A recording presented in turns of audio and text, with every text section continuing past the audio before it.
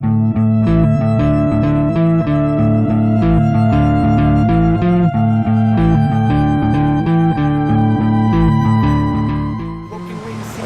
is about helping and leading other people to get things done by guiding them how to do it. The type of qualities that make a good leader are things like good communication. They need to be able to listen to you, they need to be approachable, they need to be able to adapt to different situations, decisiveness, and just different qualities that come with being a good leader.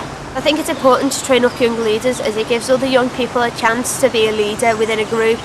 It gives them more confidence and the ability to be able to sort their life out, sort of thing. Gives them something to focus on.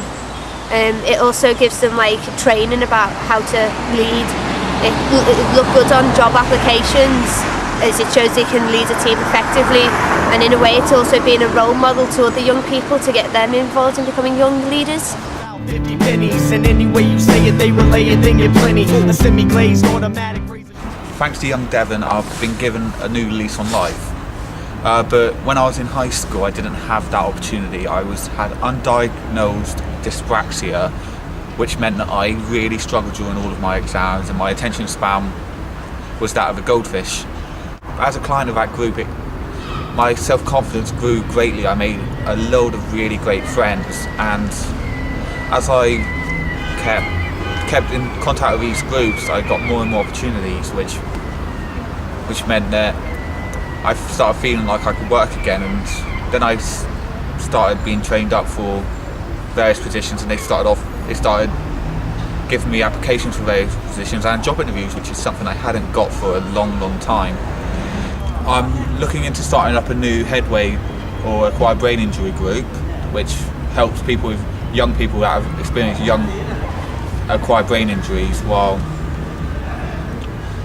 just going about their daily lives, and it can change your life forever. And if you don't have the right support, it can smash you down and make you feel like the size of an ant. And I do know that, and I want to help other people realise that.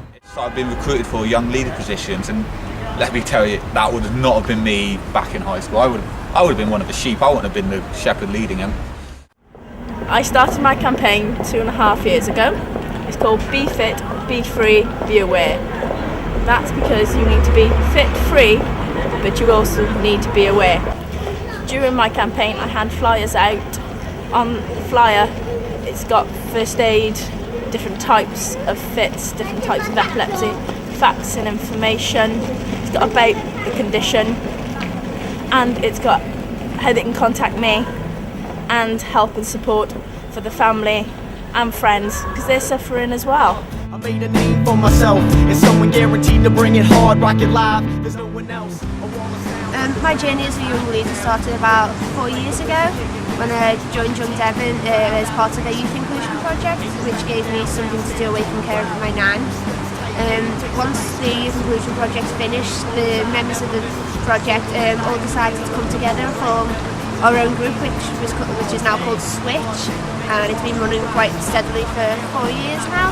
The type of things we've been involved in ranges from charity football tournaments and car washes to doing gardening projects and opening up our new shop, bringing by sales, just graffiti clean-ups, just helping out in the community. Backing down now, standing tall and proud. Loose lips, tight game, take some nice trips. 2028. This is Chris Gilchrist, breakdancer, urban art lover and entrepreneur. Chris founded a successful entertainment enterprise that is encouraging young volunteers across Devon and challenging people to think outside of the box about what volunteering is. Although his shoes are indeed wide and shiny, what you might not know is that Chris wasn't always the successful young person he is now, but grew up at risk in the city of Plymouth.